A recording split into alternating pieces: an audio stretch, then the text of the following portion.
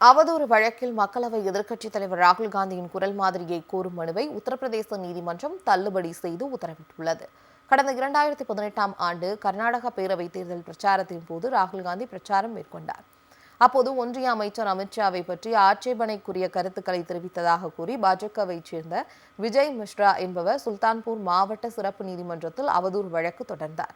இந்த வழக்கில் ராகுல் காந்திக்கு ஜாமீன் வழங்கியது. இதற்கிடையே ராகுல் காந்தியின் குரல் மாதிரியை கோரி விஜய் மிஸ்ராவின் வழக்கறிஞர் நீதிமன்றத்தில் மனு தாக்கல் செய்திருந்தார். ஒரு ஆடியோ கிளிப்புடன் ஒப்பிடுவதற்காக தடயவியல் சோதனைக்காக ராகுல் காந்தியின் குரல் மாதிரி கூறப்பட்டது. இந்த மனுவை விசாரித்த நீதிபதி நேற்று அதனை தள்ளுபடி செய்து உத்தரவிட்டார். அவதூறு வழக்கில் மக்களவை எதிர்க்கட்சித் தலைவர் ராகுல் காந்தியின் குரல் மாதிரியை கோரும் மனுவை உத்தரப்பிரதேச நீதிமன்றம் தள்ளுபடி செய்து உத்தரவிட்டுள்ளது. கடந்த 2018ஆம் ஆண்டு கர்நாடக பேரவைத் தேர்தல் பிரச்சாரத்தின் போது ராகுல் காந்தி பிரச்சாரம் மேற்கொண்டார். அப்போது ஒன்றிய அமைச்சர் அமித்ஷாவை பற்றி ஆட்சேபனைக்குரிய கருத்துக்களை தெரிவித்ததாக கூறி பாஜகவைச் சேர்ந்த விஜய் மிஸ்ரா என்பவர் சுல்தான்பூர் மாவட்ட சிறப்பு நீதிமன்றத்தில் அவதூறு வழக்கு தொடர்ந்தார். இந்த வழக்கில் ராகுல் காந்திக்கு ஜாமீன் வழங்கியது. இதற்கிடையே ராகுல் காந்தியின் குரல் மாதிரியை கோரி விஜய் மிஸ்ராவின் வழக்கறிஞர் நீதிமன்றத்தில் மனு தாக்கல் செய்திருந்தார்.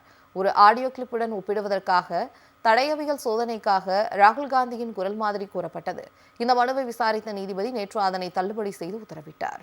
அவதூறு வழக்கில் மக்களவை எதிர்க்கட்சித் தலைவர் ராகுல் காந்தியின் குரல் மாதிரியை கோரும் மனுவை உத்தரப்பிரதேச நீதிமன்றம் தள்ளுபடி செய்து உத்தரவிட்டுள்ளது.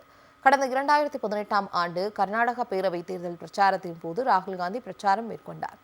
அப்போது ஒன்றிய அமைச்சர் அமித்ஷாவை பற்றி ஆட்சேபனைக்குரிய கருத்துக்களை தெரிவித்ததாக கூறி பாஜகவைச் சேர்ந்த விஜய் மிஸ்ரா என்பவர் சுல்தான்பூர் மாவட்ட சிறப்பு நீதிமன்றத்தில் அவதூறு வழக்கு தொடர்ந்தார். இந்த வழக்கில் ராகுல் காந்திக்கு ஜாமீன் வழங்கியது.